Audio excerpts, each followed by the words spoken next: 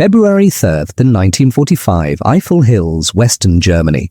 A lonely road cuts through deep snow, past burned farms and dead trees.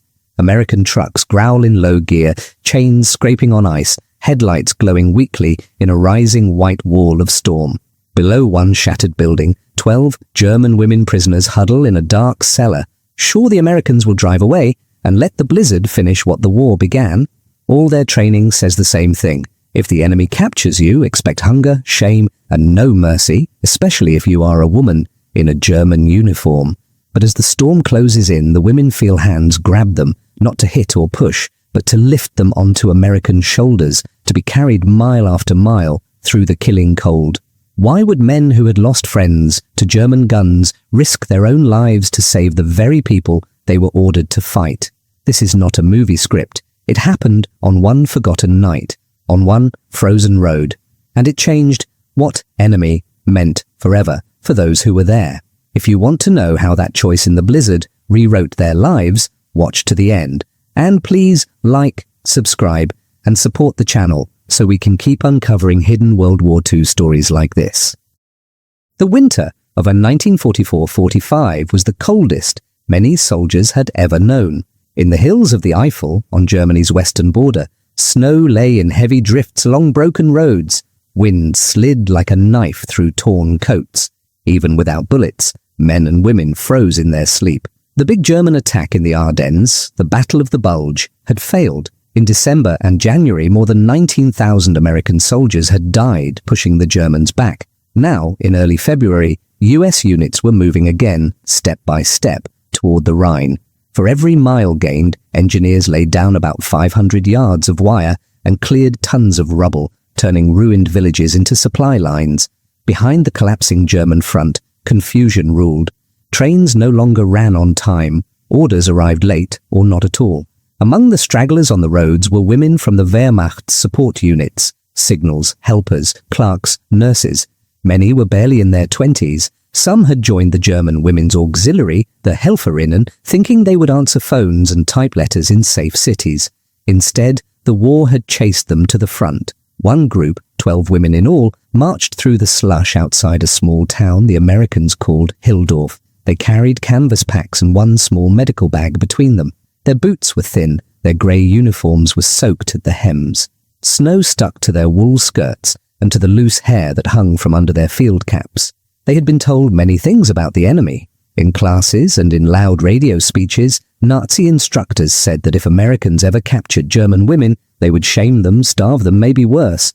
Surrender, they were warned, was not only cowardly, it was a kind of death of the soul. Yet the war around them did not match those stories. They saw German officers driving past in trucks while they walked. They heard that in the last month, more than 100,000 German soldiers had been taken prisoner in the West alone. Some had been marched to the rear without being shot, which was not what propaganda had promised. One of the women, Anna, kept a small notebook in her coat. Years later, her son would read her words aloud to a historian. "We were more afraid of the cold than of the enemy by then," she had written. The snow did not care if you were German or American. It took the weak all the same. The cold was everywhere. Breath came out in white clouds. The inside of the women's gloves stayed damp.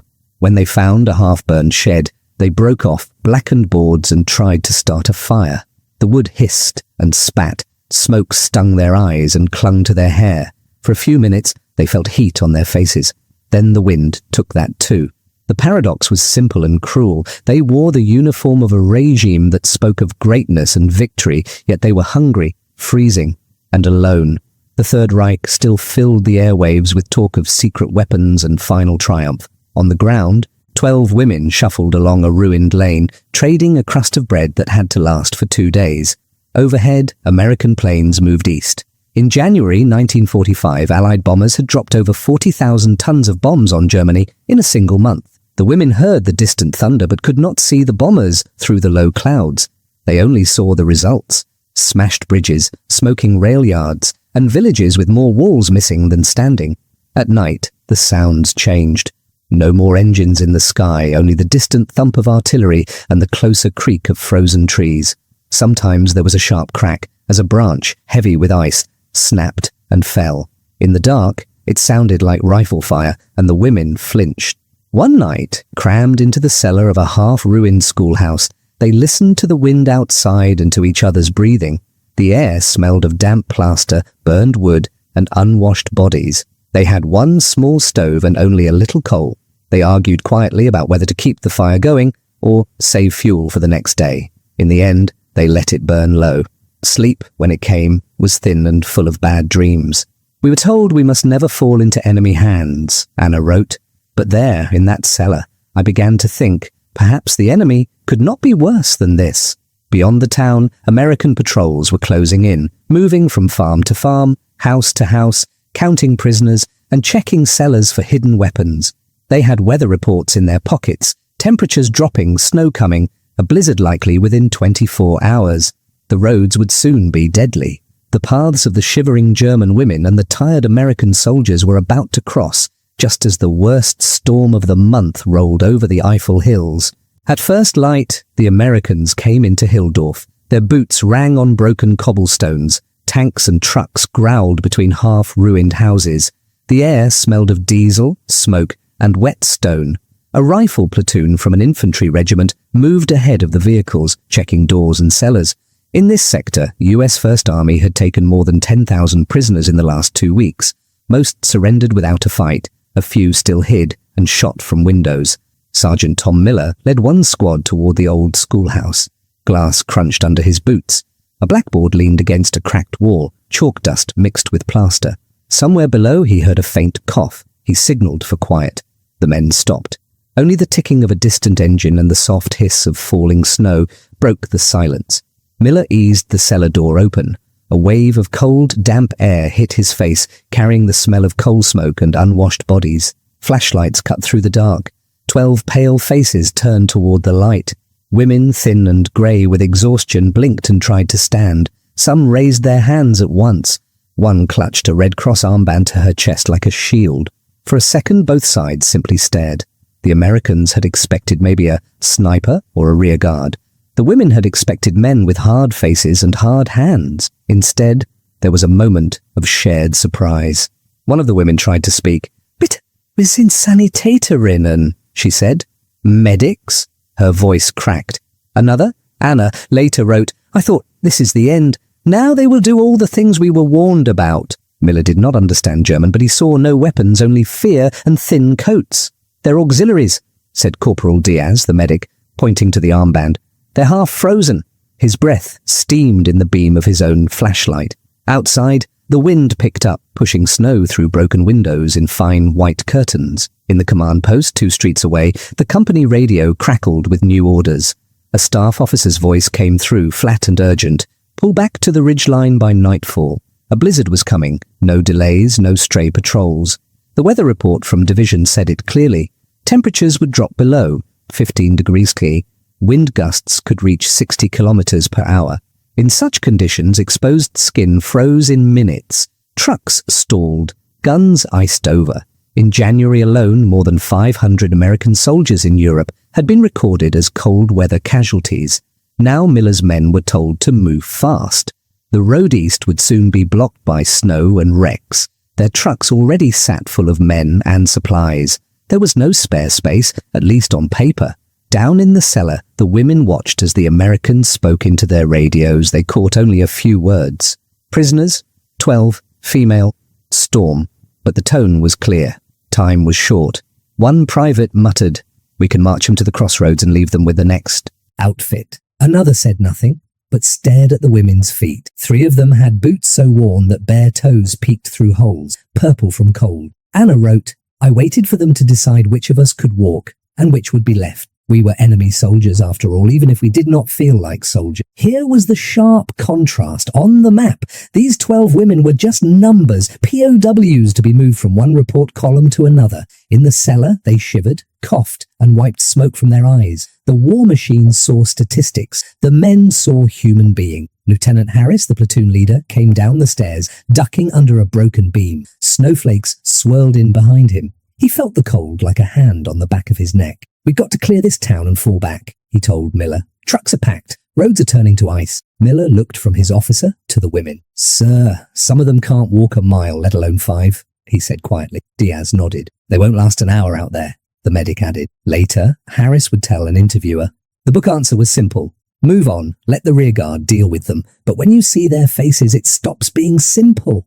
They brought the women out of the cellar one by one. The grey sky pressed low over the village, snow pricked at cheeks and lashes, engines idled, sending up clouds of exhaust that smelled oily and bitter but promised movement and warmth. A few women could walk, limping, using each other's arms for balance. Others could barely stand. One collapsed as soon as she reached the street, her legs folding under her. Diaz checked her pulse with gloved fingers, feeling the slow, weak beat. Above them, white clouds gathered, thicker by the minute. The first true gusts of the coming storm shoved at men and women alike, making them stagger. Somewhere behind the lines, officers counted miles and hours. Here, at the edge of Hildorf, a small group of soldiers had to decide what those numbers meant for the lives in front of them. The storm was almost on them, and with it came a choice between following orders and following conscience. Snow thickened over Hildorf as men and women waited at the edge of the village. Engines idled, metal ticking as it cooled. The air was sharp with exhaust, cold iron, and the faint smell of burned wood drifting from ruined houses. Lieutenant Harris stood by the lead truck, radio handset pressed to his ear. A voice from battalion repeated the same message.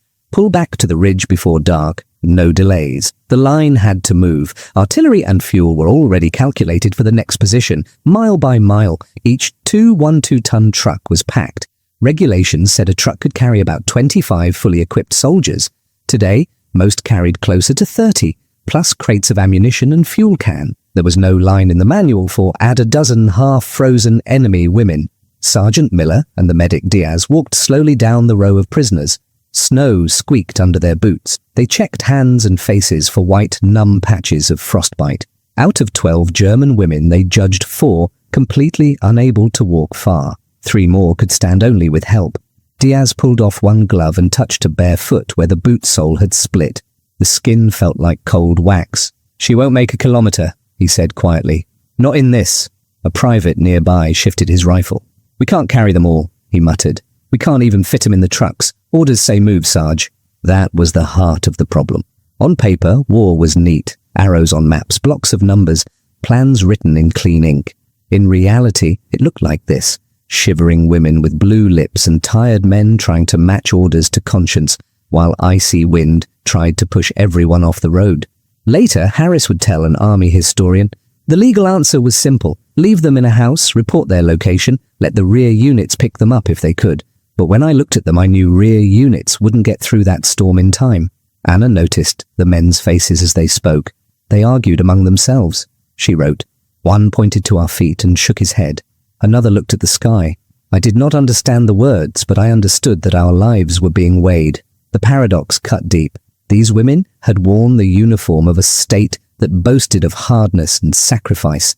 Now in the snow, it was the enemy who had to decide how much their lives were worth. Harris called his sergeants close. Snowflakes clung to his eyebrows. His breath came in short, white bursts. Battalion wants us on that ridge before night, he said. Trucks can take the walking ones. That's maybe 5. That leaves 7 who can't handle the march. Miller stared back. Sir, if we leave them and that storm hits like they say, they're done, he answered. We've already taken more than 200 prisoners this week. I'm not about to start choosing who freezes.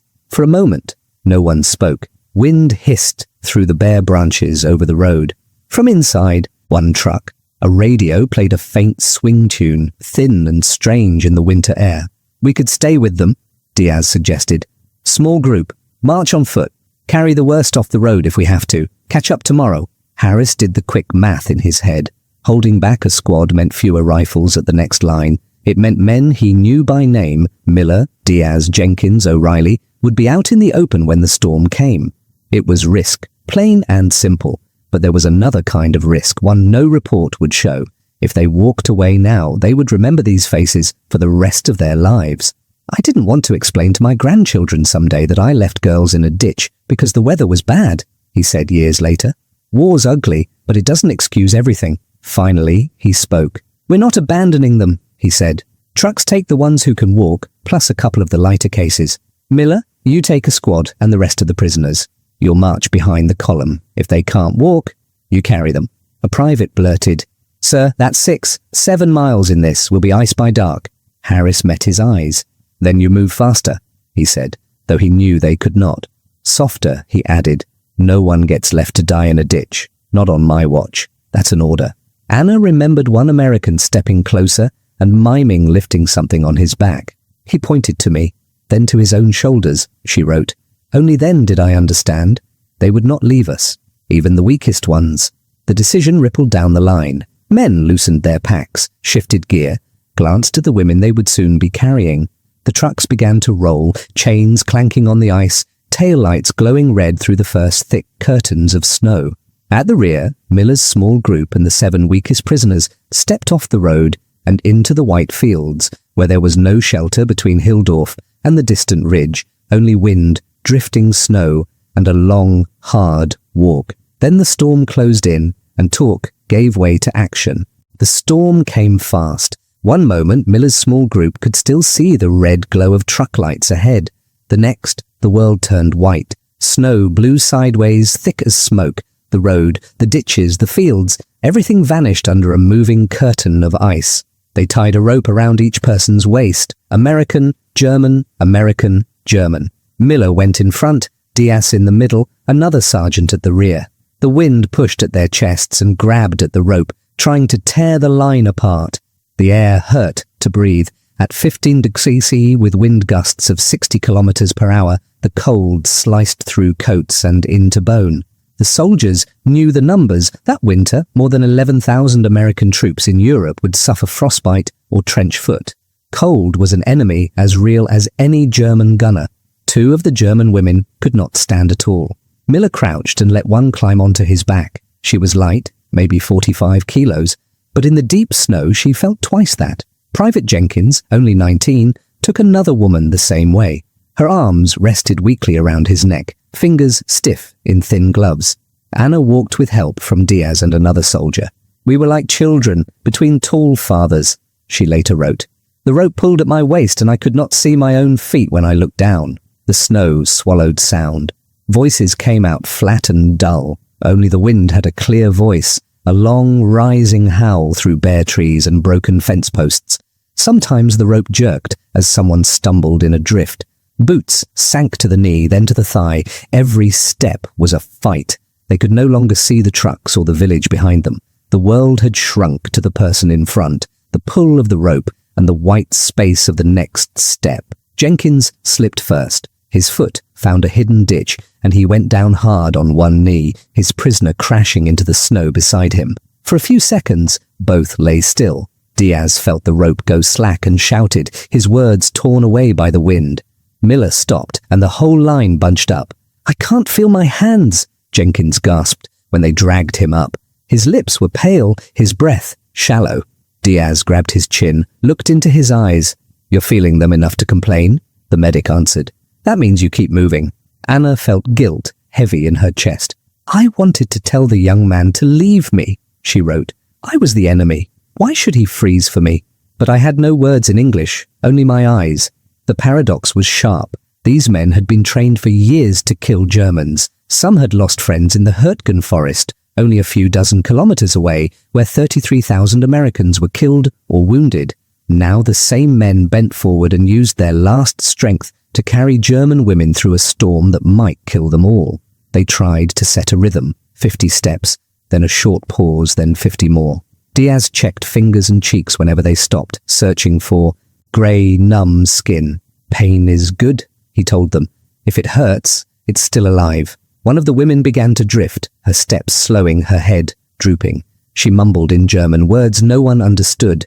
Then her legs simply folded, and she hung from the rope like a sack. A private behind her swore. "We can't carry another one, Sarge," he shouted. "We're at the limit." Miller looked back through the swirling snow. He saw a young face, lips blue, eyes half closed. He thought of his own sister back in Ohio, just a year younger. "We're not leaving her," he said. "We rotate, 10 minutes each. Drop your packs if you have to." Reluctantly, 2 men shrugged off their rucksacks. Food, spare socks, extra ammunition fell into the snow. The unconscious woman was lifted, awkwardly at first, then more securely over a shoulder. Every 10 minutes, another man took her, teeth clenched, breath ragged. Anna remembered that moment. They let their own things fall, she wrote. For us, I did not understand such generosity from those we had been told were animals. Time lost meaning. It might have been 2 hours or 4. The rope, the wind, the weight on their backs, the burn in their legs, these were the only measures left. Some men began to see shapes in the snow that were not there, dark doorways, lines of trees, lights that vanished when they drew closer. At last, Diaz, half blind with ice on his lashes, saw a faint orange glow ahead. Not a trick this time. Real light, steady and low. "There!" he shouted. "Light!" They pushed toward it, the line bending, the rope straining. A small stone farmhouse came into view, windows stuffed with blankets, a big canvas tent beside it marked with a red cross. The field dressing station at the rear of the new line. Voices rose from the shadows. Men ran out, grabbed at the rope, took the weight of numb bodies from American shoulders. Warm air, smelling of iodine, sweat, and coffee, poured out as the farmhouse door opened. Miller staggered inside with the woman still on his back, and felt heat hit his frozen face like a slap. Somewhere behind him, Anna crossed the threshold and stared at clean sheets and metal beds, more shocked by this sight than by any shell burst she had known. But what awaited them in that cramped, busy aid station would challenge their beliefs even more than the storm had. Inside the farmhouse, heat wrapped around them like a blanket. A big iron stove glowed in the corner. Wet wool steamed. The room smelled of coffee, iodine, sweat, and boiled cabbage.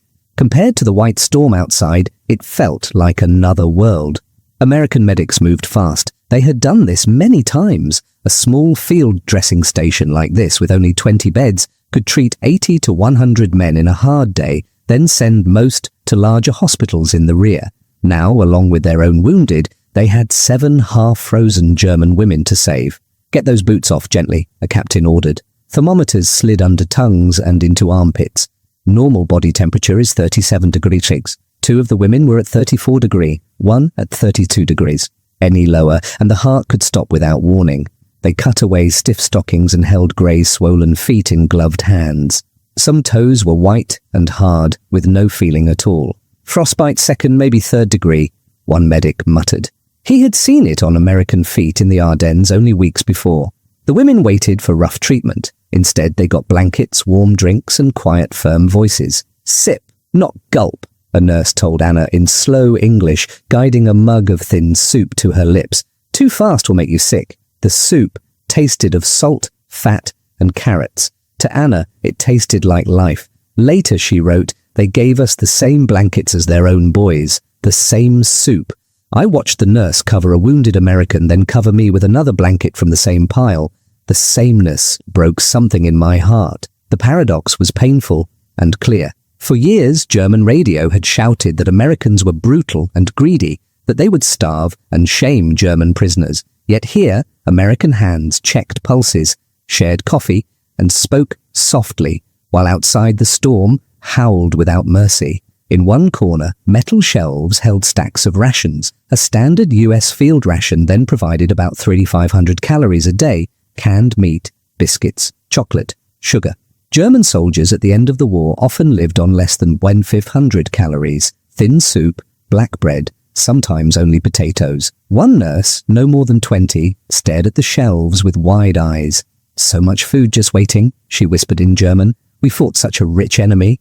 The Americans were just as shaken, in a different way. After the crisis eased, Miller sat on a crate near the stove, boots off, socks steaming. Jenkins rubbed his numb hands, still feeling the ghost weight of the woman he had carried. "Think they'd have done the same for us?" one private asked. His voice was tired, not bitter, more like a real question than a complaint. Diaz shrugged. "Maybe, maybe not," he said. "Doesn't matter. We did what we did so we can sleep at night, not because of what they would do." Miller listened, staring at the floorboards.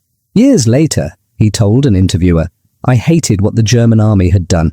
I'd seen our own boys come back in pieces, but carrying those women, I stopped seeing Germany and started seeing faces. That's the hardest part of war, remembering there is a person inside the uniform." In her diary, Anna tried to capture her own confusion. "I had believed the posters, the films, the speeches. Enemies were monsters, but the man who carried me up the last hill was shaking from cold and effort. When he set me down, He smiled just a little. It was not the smile. It was the tired smile of a man who has done something hard and is glad it is over. The women stayed at the station for several days. Their feet were wrapped in soft dressing. Fingers that might have turned black were saved. Some toes were lost. All kept their lives. At night, they lay in clean sheets and listened to American soldiers snore, cough and dream in the next room. The thin wall between them seemed strange, given how close death had come on the road. Word of the march spread only a little. The war was still raging. In those weeks, US forces in Europe took tens of thousands more German prisoners.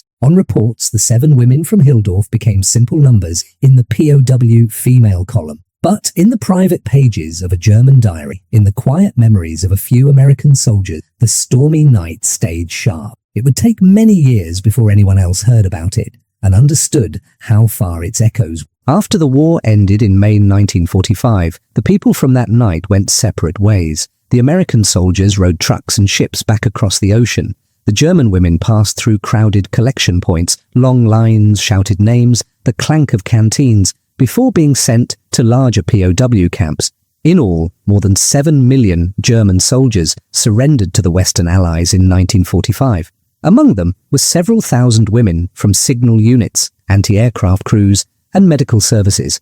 On the big charts at headquarters, they were just part of those millions. Small lines in thick reports. Anna spent almost a year in a British-run camp. She slept in a wooden barrack that smelled of damp boards, coal smoke, and cheap soap. She received about 2,000 calories a day, bread, margarine, watery stew, sometimes jam. It was more food than she had seen in months before capture, but far less than the American 3,500-calorie rations she had watched being handed out like routine supplies. We had lost everything, she later wrote. Our cities, our pride, our belief in victory. But in the camp I also lost my belief that the enemy was a monster. That loss hurt, but it was a good pain. Most women did not talk about their time as prisoners when they went home. In ruined German towns, people wanted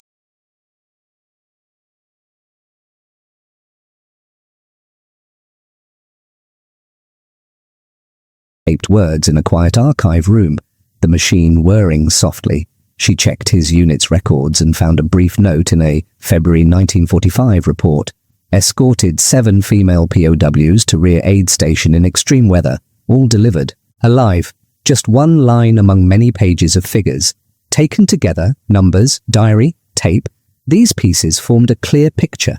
A small act, almost lost in a huge war, had crossed borders and generations. Anna's children grew up hearing that Americans had saved their mother's feet and her life. Miller's grandchildren learned that their grandfather had once dropped his pack in the snow so he could carry an enemy. Because they carried us, I could later carry my own children.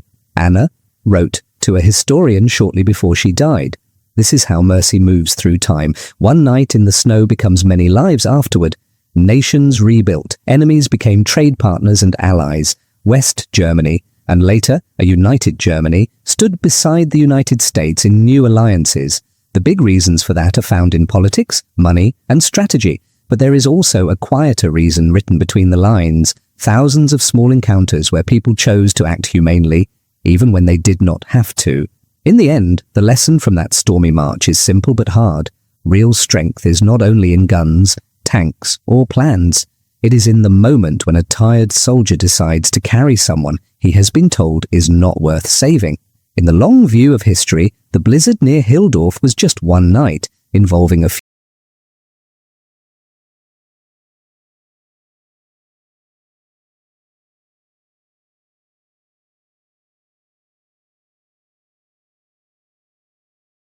to hear stories of resistance, not surrender. Former POWs often hid their status. Anna married, raised children in a small flat that always smelled of boiled potatoes and laundry, and put her thin diary on a high shelf. In America, Miller, Diaz, and the others also tried to live normal lives. They joined the millions of veterans who returned. Between 1945 and 1946, more than 8 million US service members in all. They worked in factories, studied on the GI Bill, taught school, fixed cars. When they spoke of the war, they talked about big battles, not a single night in a blizzard, with 7 German women. Only in old age did some of them sit down with tape recorders and patient interviewers. A retired teacher named Miller, hands spotted with age, described the march. "We were supposed to be the conquerors," he said, his voice rough on the old tape. "But out there in the snow, carrying those girls, I felt more like a student. I was learning what kind of man I wanted to be." That line captured the main paradox. They had come as conquerors. They left as students. Decades later, a young German scholar looking into women's roles in the Wehrmacht came across Anna's diary in a family box. The paper smelled of dust and old ink. The tight handwriting told of propaganda lessons, of hunger, of fear, and finally, of American arms lifting her out of the snow. Across the ocean, an American grad student listened to Miller's